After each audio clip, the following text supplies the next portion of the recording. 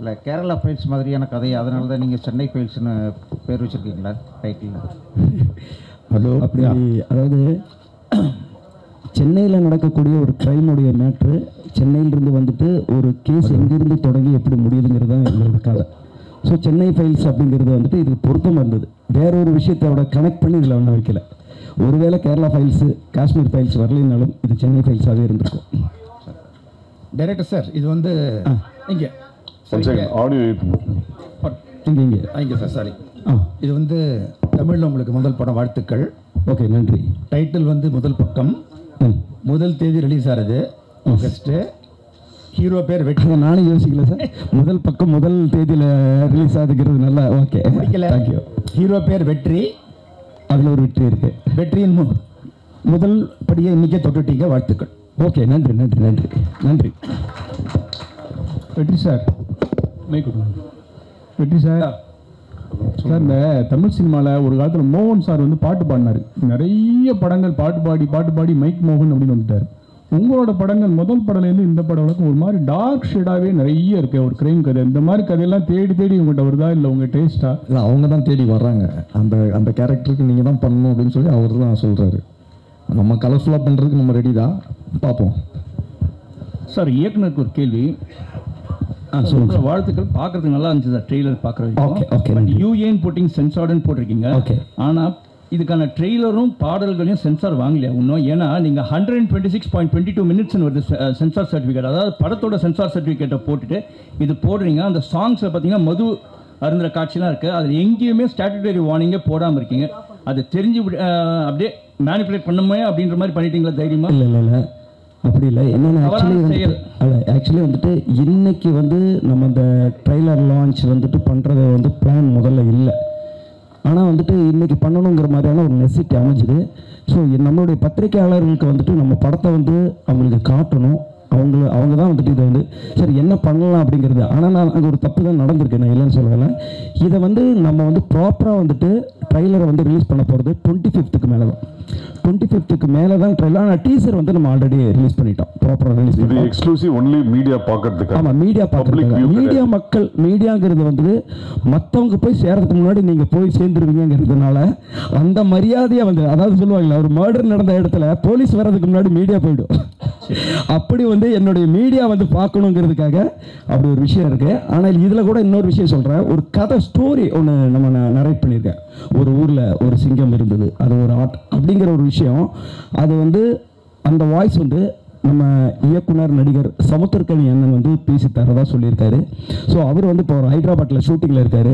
So அவர் வந்ததுக்கப்புறம் இந்த mixing வேலையெல்லாம் பண்ணிட்டு ப்ராப்பராக வந்து ரிலீஸ் பண்ணணுங்கிறதுக்கு முன்னாடியே வந்துட்டு ஒரு ரிலீஸ் பண்ண வேண்டிய ஒரு நெசிட்டி வந்து சரி அந்த நேரத்தில் வந்து நம்ம பத்திரிகையாளர்கள், நம்ம குடும்பமான தொலைக்காட்சி நண்பர்களுக்கு வந்து நம்ம காட்டுறதுல தப்பு இல்லைங்கிறதுக்காக பண்ணியிருக்கோம். தவறு இருந்தால் வந்து மன்னிச்சேன். டைரக்டர் சார் மூத்த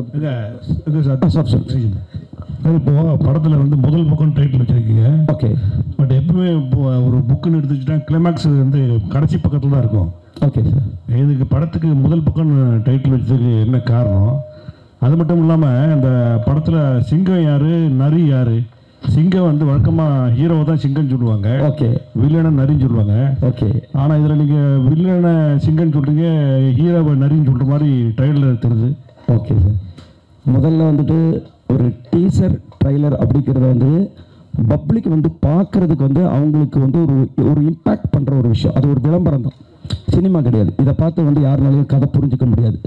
ஸோ இது என்ன ஜானர்னு புரிஞ்சிக்க முடியும்.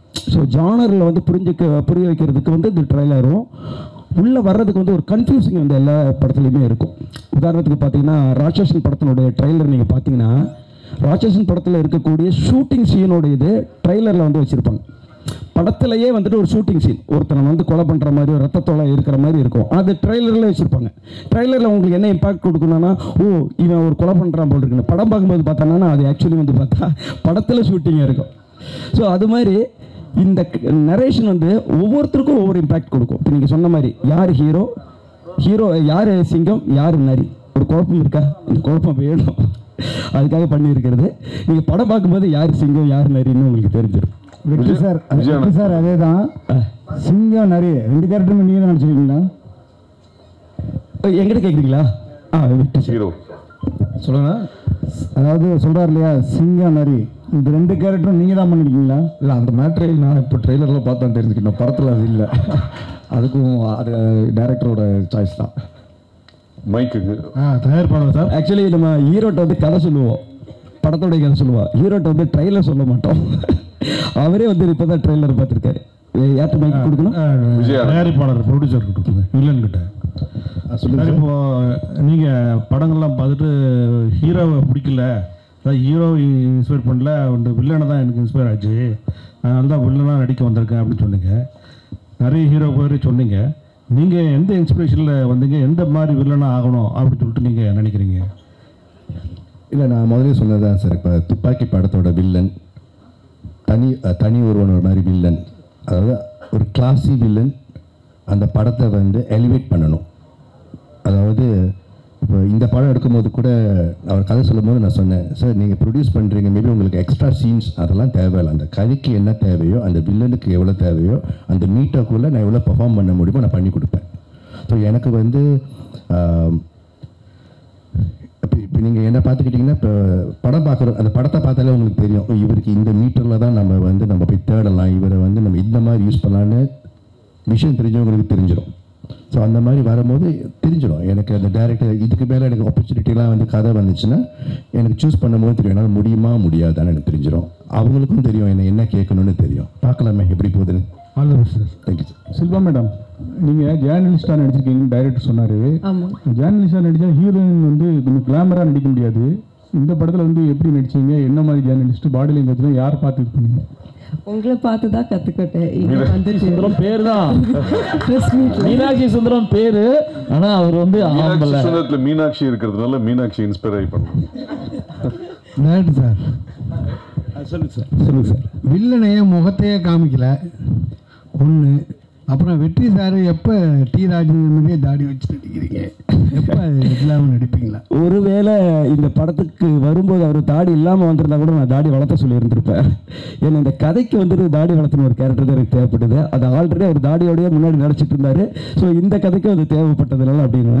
வில்லனை ஏன் வந்து முகத்தையே காட்டலைன்னா, அவரை வந்து ஒரு ஃபுல் மூவியாக வர்ற நேரத்தில் அவரை பார்த்தா நல்லா இருக்கும்னு நான் எதிர்பார்க்குறேன். ஏன்னா என்னதான் இருந்தாலும் அவர் வந்து தயாரிப்பாளர் இருந்தாலும் இந்த படத்தில் வந்து ஒரு அறிமுக நாயகன்.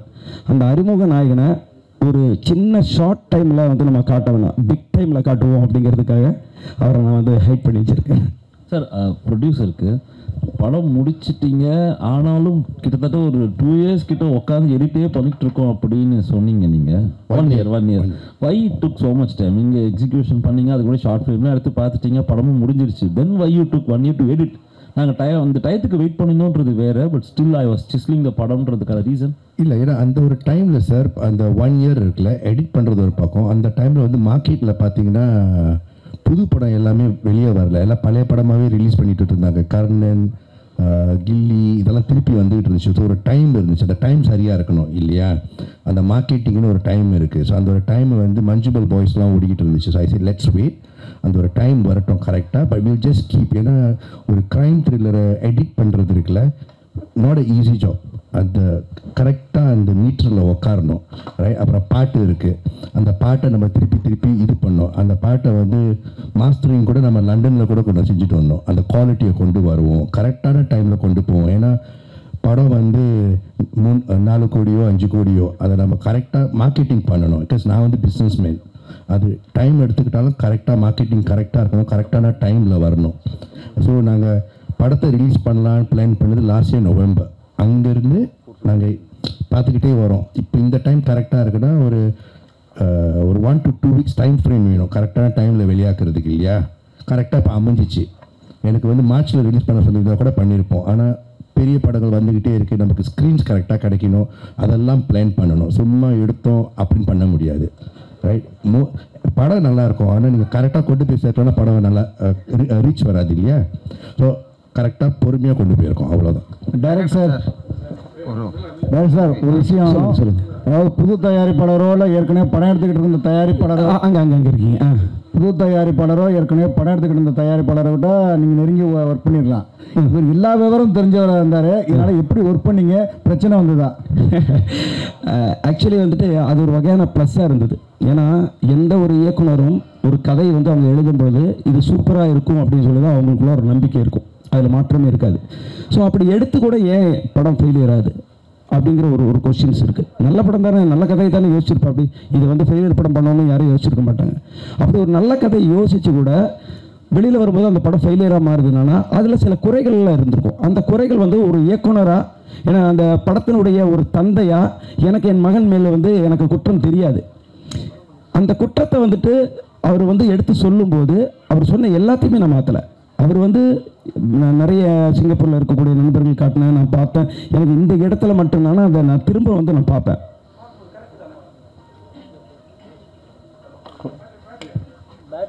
Hello hello. ஸோ அப்படி வந்துட்டு அவர் சொன்ன கரெக்ஷன் வந்து எனக்கு இதுக்கு பெரிய சப்போர்ட்டிங்காக இருந்தது. அவர் என்னடா எல்லாத்தையுமே கேள்வி கேட்டிருக்காரு, எல்லாத்தையுமே சொல்லிட்டு இருக்காரு அப்படின்னு நான் ஃபீல் பண்ணல. அது ஒரு வெற்றி படமாக அமையிறதுக்காக சொல்லக்கூடிய ஒரு விஷயத்த நம்ம ஏற்றுக்கணுங்கிற அந்த மனநிலையோட அதை நான் பண்ணதுக்கப்புறம் வந்து எனக்கு அந்த சேஞ்சஸ் தெரிஞ்சுது. ஸோ அவருக்கு வந்து நான் தேங்க்ஸ் தான் சொல்லிக்கிறேன்.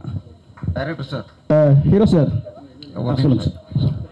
இல்லை 1980 பார்த்தீங்கன்னா டைரக்டர் உங்களுக்கு தான்? எனக்கு தானே. இங்கே ஓகே. 1980 எல்லாம் பார்த்தீங்கன்னா அறிமுக இயக்குனர்கள் எல்லாருமே லவ் ஸ்டோரியை தான் ஃபர்ஸ்ட் படமாக எடுப்பாங்க. ஆனால் இப்போ வர எல்லா அறிமுக இயக்குனர்களும் இதே மாதிரி வெட்டு குத்துக்குள்ள சஸ்பென்ஸ் த்ரில்லராகவே எடுக்கிறீங்களே, என்ன காரணம்? அதாவது வந்து அந்தந்த சீசனில் அதாவது வரும். மாம்பழ சீசனில் மாம்பழம் தான் வரும், வாட்டர்மெலன் சீசனில் வாட்டர்மெலன் தான் வருங்கிற மாதிரி சினிமாவும் வந்து ஒரு சீசன் தான். அதை நம்ம புரிஞ்சுக்கணும். என்கிட்ட வந்து அப்போ லவ் கதை இல்லையா, என்கிட்ட வேறு கதை இல்லையான்னு கேட்டாங்கன்னா ஒவ்வொரு இயக்குனராக வரும்போது அவங்கள்ட்ட கிட்டத்தட்ட ஒரு 10 கதை இருக்கும். அந்த 10 கதையில் முதல் கதை எது படமாக்கப்பட போகுதுங்கிறது அந்த இயக்குனருக்கே தெரியாது. நம்ம வந்து ஒரு ப்ரொடக்ஷன் கம்பெனியில் வந்து கதை சொல்ல போகும்போது அவங்க சொல்லுவாங்க, உங்கள்கிட்ட இந்த மாதிரியான ஜானரில் கதை இருக்கான்னு கேட்பாங்க. ஏன்னா வந்து அந்த டைமில் வந்து பார்த்தோன்னா லவ் படமாக ஓடிட்டுருக்கோம். நான் வேற ஒரு கதை சொல்ல போனேன்னா லவ் கதை வச்சுருக்கீங்களான்னு கேட்பாங்க. அப்போ நான் லவ் கதை தான் சொல்லுவேன், சொல்லி அது படமாக்கப்படும். அடுத்தது நான் லவ் கதை சொல்லலான்னு போகும்போது வந்து பார்த்தேன்னா அப்படியே வந்து எல்லா சஸ்பென்ஸு த்ரில்லரு க்ரைமு இப்படி ஓடுதும்பாங்க. அப்போ அந்த நேரத்தில் நம்மள்ட்ட கேட்பாங்க க்ரைம் கதை வச்சுருக்கேன். ஸோ எதை கேட்டாலும் சொல்ல வேண்டுங்கிற தயார் நிலையில் ஒரு இயக்குனர் இருந்தால் மட்டும்தான் அவன் இயக்குனர் ஆக முடியும். ஸோ இந்த சீசனில் நான் இது பண்ணியிருக்கேன். இந்த முதல் பக்கத்தை தவிர அடுத்த பக்கங்கள் வரும்போது நீங்கள் கேட்ட கேள்விக்கான ஆன்சர் மாறும். ப்ரொடியூசர் சார், படத்தை இவ்வளோ லேட்டாக ரிலீஸ் பண்ணணும்னு கரெக்ட் டயத்தை பார்த்து தான் ரிலீஸ் பண்ணி பார்த்தீங்க. ஆனால் இப்போ வாரத்துக்கு 10 படம் ரிலீஸ் ஆகிட்டுருக்கு. உங்கள் படம் 1ஆம் தேதி கிட்டத்தட்ட 7 படம் 8 படம் வருது, 12 படம் வருது. இதை எப்படி நீங்கள் சமாளிப்பீங்க சார்? மற்ற படத்தை பற்றி நான் கவலைப்பட போகிறது கிடையாது. எனக்கு என் படம் எவ்வளோ ரீச் போயிருக்கு அதுதான் எனக்கு தெரிஞ்சு. இங்கே இருக்கிறவங்க போஸ்டரை பார்த்து எனக்கு மெசேஜ் அனுப்புகிறாங்க. சிங்கப்பூர் மலேசியாவில் இருக்கிறவங்களுக்கு நியூஸ் தெரியும் இந்த மாதிரி படம் August 1 வருதுன்னு. எண்ட் ஆஃப் தி டே நம்ம 10 படம் வருதோ 100 படம் வருதோ ஃபர்ஸ்ட் ஷோலேயே தெரிஞ்சு போயிடும் இந்த படம் தேருமா தேராதான்னு தெரிஞ்சு போயிடும். நல்லா இருந்தால் பார்க்க போகிறாங்க. இல்லாட்டி நீங்கள் எவ்வளோ மார்க்கெட்டிங் நீங்கள் வந்து ஏரோப்ளேனில் பேனர் விட்டாலும் படம் ஊற்றிக்கிச்சுன்னா ஊற்றிக்கும். கரெக்டாக? ஸோ எனக்கு தெரியும் ஃபர்ஸ்ட் ஷோ பார்த்துட்டு படம் நல்லா இருக்குன்னு சொல்லுவாங்கன்னு தெரியும். ஸோ நல்லா இருக்கிற படத்தை பார்க்க போகிறீங்க, இல்லைன்னா அதுவாக போய்க்கும். சார் கவலை இல்லை. ஹீரோ சார், சார் உங்களுடைய முதல் படத்துக்கும் 2வது படத்துக்கும் அதிக இடைவெளி இருந்துச்சு, அது எல்லாருக்குமே தெரியும். ஆனால் இப்போ சமீப காலமாக பார்த்தீங்கன்னா நீங்கள் வெள்ளிக்கிழமை நாயகனாக வந்துட்டு இருக்கீங்க. வாரத்தில் ஒரு வாரம் விட்டு ஒரு வாரம் உங்கள் படம் ரிலீஸ் ஆகிட்டு இருக்கு. இது எதனால சார்? சீக்கிரம் சதம் அடிக்க முயற்சி பண்ணுறீங்களா? இல்லை அப்படி இல்லை, அவர் சொல்கிற மாதிரி ஒரு வருஷத்துக்கு முன்னாடி பண்ண படம் இதெல்லாம். நிறைய படம் வந்து ரிலீஸ் பண்ணாமல் வச்சு இப்போ மொத்தமாக லைனாக ரிலீஸ் ஆகுது. அதனால தான் வந்து உங்களுக்கு டக்குன்னு வந்த மாதிரி இருக்குது. இடையில ஜிவி பிரகாஷ் சார் வெள்ளிக்கிழமை நாயகன்னாங்க, இப்போ எல்லாருமே சொல்கிறாங்க சார் நீங்கள் தான் வெள்ளிக்கிழமை நாயகன் சொல்லிட்டு இருக்காங்க. ரொம்ப சந்தோஷம். வெற்றி சார், அதே கன்னிஷா இன்னைக்கு உள்ள சினிமா வந்து கொஞ்சம் மோசமாக இருக்குது. ஒரு வருஷத்துக்கு 5% 6% படம் தான் ரிலீஸ் ஆகுது. நீங்கள் தெரிஞ்ச ஹீரோ, பிரபல ஹீரோனாலும் நீங்கள் என்னென்ன சவால் சந்திக்கீங்க? டிஜிட்டல் விற்க மாட்டுக்கு, சேட்டலைட் விற்க மாட்டுக்கு, சம்பளம், தேட்டர் ரிலீஸ் பிரச்சனை நிறைய இது. ஹீரோவாக உங்களுக்கு ஏதாவது ஆதங்கம், சவால் இதை மாற்றணும்னு ஏதாவது ஃபீலிங் இருக்கா? இல்லை, அதான் படம் நல்லா போச்சுன்னா அடுத்த படத்துக்கு சம்பளம் ஜாஸ்தியாக வாங்கலாம். இல்லைன்னா அவர் சொல்கிற மாதிரி எதுவுமே பிஸ்னஸ் ஆகாமல் தான் இருக்கும். படம் நல்ல கண்டென்ட் கொடுத்தோம்னா அது ஆட்டோமேட்டிக்காக டிஜிட்டலோ சேட்டலைட்டோ எந்த பிஸ்னஸ்னாலும் அது ஆகும். படம் நல்லா இல்லைன்னா அது பிஸ்னஸ் கொஞ்சம் ஸ்டாப் ஆகி தான் இருக்கும். சார் டைரக்டர் சார், சொல்லுங்கள். இந்த படம் ஒரு த்ரில்லர் படம், ட்ரெய்லர் பார்க்குறது தெரியுது. ஹீரோ வெற்றி அண்ட் ஹீரோயின் ஷில்பா மஞ்சுநாத் இவங்களுக்குள்ள கெமிஸ்ட்ரி எப்படி இருந்தது? ஸோ அவங்கள்ட்ட தான் கொஞ்சம் பர்ஃபார்மன்ஸ் எதிர்பார்த்து வருவாங்க. அந்த ரசிகர்களுக்கு என்ன மாதிரியான இதாக இருக்கும்? ஓகே, இந்த கேள்வி ஆக்சுவலி அவங்க 2 பேர்த்திட்ட கேட்டிருக்கணும். பரவாயில்ல, ஒரு இயக்குனர் சொல்கிறேன். யாரோ சொன்னாங்க ரிப்போர்ட்டராக நடிக்கும்போது வந்து கிளாமராக இருக்காது, அப்படி இருக்கும்போது வந்து நீங்கள் எப்படி நடிச்சிங்கன்னா உண்மையாலுமே கிளாமர் கிடையாது. உண்மையாலுமே கிளாமர் இல்லாமல் ஒரு ரிப்போர்ட்டராக அவங்க கரெக்டான ஒரு பதில் சொன்னாங்க. இந்த ரிப்போர்ட்டர் எங்கே கற்றுக்கிட்டா உங்கள்கிட்ட இருந்து கற்றுக்கிட்டாங்கன்னு. அதே மாதிரி தான் படத்தில் அவங்கள தெளிவான ஒரு ரிப்போர்ட்டராக மட்டும்தான் காட்டியிருக்காங்க. டக்குன்னு 2 பேர் வந்து பார்த்தாங்க, கண்ணும் பார்த்தது காதல் பாட்டு போனதுங்கிறது என் படத்தில் இல்லை. ஆனால் அவங்களுக்கான ரோலில் 2 பேரும் எப்படி ட்ராவல் பண்ணணுமோ அதை நான் கரெக்டாக காட்டியிருக்கிறேன். அந்த ட்ராவலில் அவங்களோட கெமிஸ்ட்ரி வந்து கரெக்டாக இருந்தது. வெற்றி சார், இப்போ நீங்கள் கூட சொன்னீங்க படத்தினுடைய கண்டென்ட் நல்லா இருந்தால் நல்லா ஓடும், இல்லைன்னா ஓடாது அப்படின்ட்டு. ஆனால் இல்லை, ஓடுறது சொல்லல, பிஸ்னஸ் ஆகிறது. பிஸ்னஸுக்கு சேட்டலைட்டோ பிஸ்னஸுக்கு கண்டென்ட் தான் முக்கியங்கிறப்ப அதை வச்சு ஹீரோக்கள் சம்பளத்தை ஏற்றுறது அப்படிங்கிற ஒரு விஷயம் இருக்குல்ல, அதை பற்றின ஒரு விமர்சனம் பல பேர் சொல்லிகிட்டே இருக்கிறாங்க. படத்துடைய கண்டென்ட் தான் முக்கியம், டைரக்டர் தான், நீங்களும் அதை சொல்கிறீங்க. ஆனால் ஹீரோக்களுடைய சம்பளம் ஏற்றுறாங்களே, அதை பற்றி என்ன நினைக்கிறீங்க? நான் ஒன்றும் ஏற்றலையே, பொதுவாக சொல்கிறேன். இப்போ நீங்கள் பேசுகிறது சினிமா இண்டஸ்ட்ரி பற்றி பொதுவாக சொன்னீங்க. அது மாதிரி பொதுவாக சொல்கிறேன், அந்த மாதிரி ஒரு விமர்சனம் இருக்குல்ல. இல்லை, அவங்க கொடுக்குறாங்க, இவங்க வாங்குறாங்க, அவ்வளோதானே. கொடுக்குறவங்க இருக்கிற வரைக்கும் வாங்குறவங்க வாங்கிட்டு தானே இருப்பாங்க. நன்றி நன்றி. Yeah, Shilpa. My question to Shilpa, ma'am. Yeah. Shilpa, playing a journalist in a crime thriller must have been exciting and challenging too. We all know you're a perfectionist. What kind of homework you did exactly to do justice to the character? Because the whole film revolves around you. Sir, to correct, it doesn't revolve around me because இது த்ரில்லர்னால வெற்றி and Mahesh அவர் கூட தான் ஒரு journey தான்.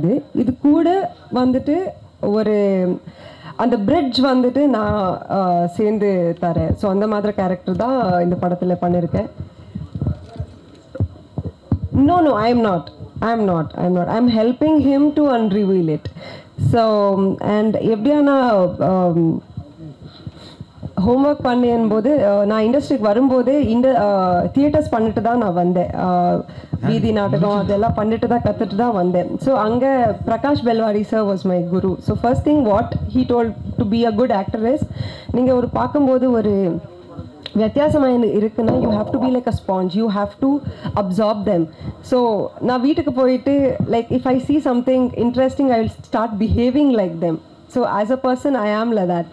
So whenever I come see you all, there are so many characters, so it was not difficult for me because morning in the night வரைக்கும் we will be around you, talk with you, like interviews இருக்கலாம். So playing you guys was not a difficult task for me.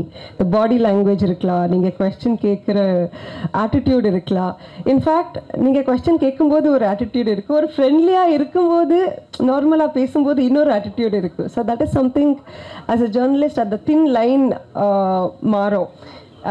when I was questioning him in the movie also, நீங்கள் ஃப்ரெண்ட்லியாக மாறுறதுக்கும் போது ஒரு attitude மாறிடும்.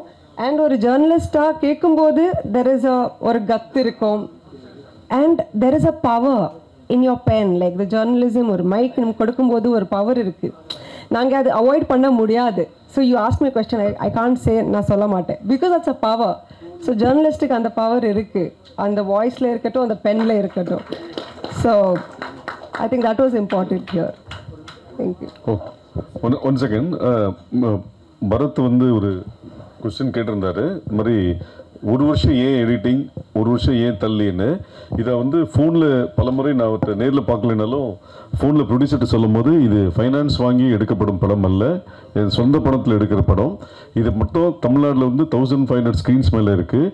என்றைக்கு நம்மளுக்கு 200 screen கிடைக்குது, 200 screen மட்டும் இல்லாமல் நல்ல ஷோஸ் என்னைக்கு கிடைக்குதோ அது வரைக்கும் பொறுமையாக இருந்து வெயிட் பண்ணலாம். முதல்ல டிஸ்ட்ரிபியூட்டர்ஸை வந்து நம்ம அனௌன்ஸ் பண்ணுவோம்.